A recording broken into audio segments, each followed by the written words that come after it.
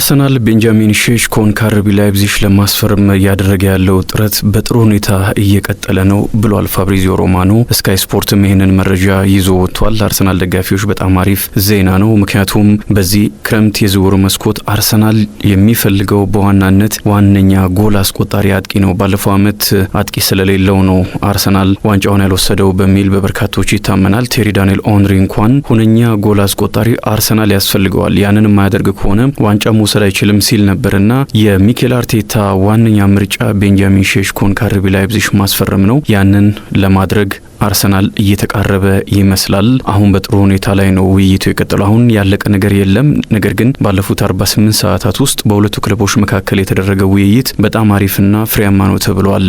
መስማማት ሙሉ ስምምነት ባይኖርም ግን በጥሩ ሁኔታ ነው ንግግራቸው የቀጠለውና አርሰናል የዚህን ተጫዋች ዝውውር የሚፈጽምበት እድል አለ ማለት ነው። በጣም አሪፉ ነገር ከአርሰናል ውጪ ቤንጃሚን ሼሽኮን ለማስፈረም አሁን ከክለቡ ጋር ቀጥታ ግንኙነት የጀመረ ክለብ እስካሁን ድረስ የለም እንደ ፋብሪዚዮ መረጃ።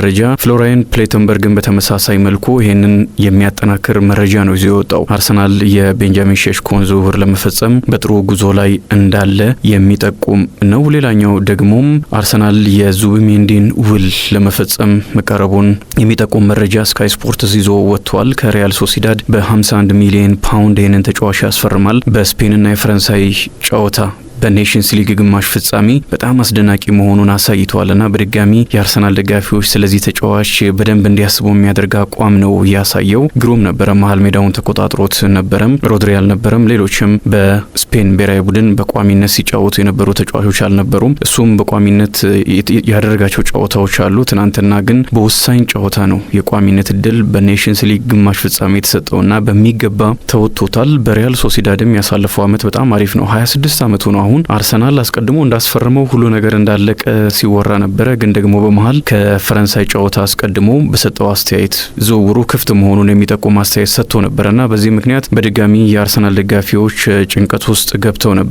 ግን አሁን ስካይ ስፖርት ይዞት የወጣው መረጃ ይህንን ተጫዋች ለማስፈረም አርሰናል የተሻለ እድል እንዳለው የሚጠቁም ነውና ሙሉ 9 ቁጥር ሙሉ 6 ቁጥር እንደሆነ አሳይቷል። ድንቅ አቋም ነው ማሳየት የቻለው። ስለዚህ የአርሰናል ደጋፊዎች በጣም አሪፍ ዜና ነው ስካይ ስፖርት ይዞ የወጣው። ማንቸስተር ዩናይትድ ኤምቤሞን ለማስፈረም ያደረገው የመጀመሪያ ሙከራ እንደሚታወቀው አልተሳካለትም። መጀመሪያ 45 ሚሊዮን ፓውንድ ሲደመር 10 ሚሊዮን ፓውንድ አጠቃላይ ገንዘቡ 55 ሚሊዮን ፓውንድ የሚደርስ ገንዘብ ነው ለብሬንትፎርድ ያቀረበው። ግን ደግሞ ብሬንትፎርድ ከዚህ ተጫዋች ዝውውር በትንሹ 60 ሚሊዮን ፓውንድ እንደሚፈልግ ነው የተገለጸው። በተለይም ደግሞ የተጫዋቹ የገንዘብ ፍላጎት ደሞዙ 230 ሺህ ነው በፓውንድ በሳምንት የሚል መረጃ መውጣቱን ተከትሎ ማንቸስተር ዩናይትድ ከዚህ ተጫዋች ዝውውር ሊወጣ ይችላል የሚሉ መረጃዎች ሲወጡ ነበረ።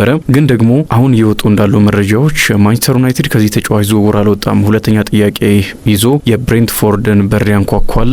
በተለይም ደግሞ ተጫዋቹ ወደ ማንቸስተር ዩናይትድ ለማምራት ጽኑ ፍላጎት ማሳየቱ የማንቸስተር ዩናይትድ ሰዎችን አስደስቷቸዋል። ምክንያቱም ማቲያስ ኩኛም ወደ ማንቸስተር ዩናይትድ ሲያመራ ትልቁ ለማንቸስተር ዩናይትድ የጠቀመው ነገር ተጫዋቹ ከየትኛውም ክለብ ይልቅ ማንቸስተር ዩናይትድን መምረጡ ነው። 15ኛ ደረጃን ይዞ በፕሪሚየር ሊጉ ያጠናቀቀን ክለብ ማቲያስ ኩኛ መርጦ ወደዛ አምርቷል። ሌሎች ክለቦች ምናልባት በቻምፒየንስ ሊግም የሚሳተፍ ክለብ ሊያገኝ የሚችልበት እድል ነበረ። ግን እሱ ምንም አይነት የአውሮፓ ተሳትፎ የሌለውን ክለብ መርጦ ወደዛ ማምራቱ ማንቸስተር ዩናይትዶችን አስደስቷቸዋል። ምክንያቱም ክለቡን የሚወድ ስለሆነ ሁሉን ነገር የሚሰጥ ይሆናልና በዚህ ምክንያት ተጫዋቹን በመጨረሻ አስፈርመውታል። 62.5 ሚሊዮን ፓውንድ ነው ለዚህ ተጫዋች ዝውውር ማንቸስተር ዩናይትድ የከፈለው። ብሪያን ኤምቤሞም በተመሳሳይ ለማንቸስተር ዩናይትድ ያለውን ፍቅር አሳይቷል። ከሌሎች ክለቦች ይልቅ ወደ ማንቸስተር ዩናይትድ መሄድ እንደሚፈልግ በተደጋጋሚ አሳይቷል። ግን በክለቦቹ መካከል የዝውውር ገንዘቡን በተመለከተ ስምምነት የለም። ያ እንዲፈጸም ነው አሁን የብሪያን ኤምቤሞ ፍላጎት።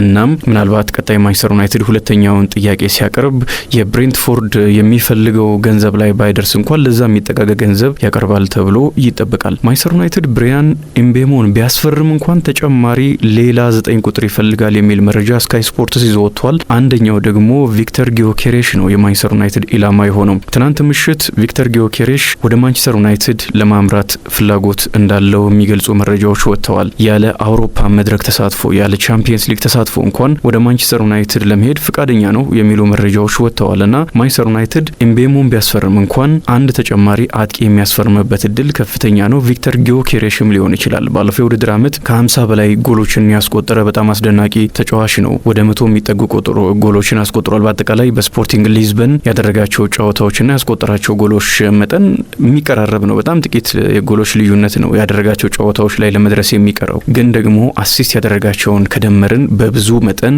ካደረጋቸው ጨዋታዎች ይልቅ የጎልና ጎል የሆነ ኳስ ያቀበለው ሲደመር ይበልጣልና ይህንን ተጫዋች የሚያገኝ ከሆነ ማንቸስተር ዩናይትድ በሚቀጥለው ዓመት ጠንካራ ተፎካካሪ መሆን ይችላል። አሊያንድሮ ጋርናቾ፣ ጄደን ሳንቾ፣ ማርከስ ራሽፎርድ፣ አንቶኒን የመሳሰሉ ተጫዋቾችም ከማንቸስተር ዩናይትድ ጋር ስለሚለያዩ የፊት መስመር ላይ ተጨማሪ ተጫዋቾች ማንቸስተር ዩናይትድ ያስፈልጉታል።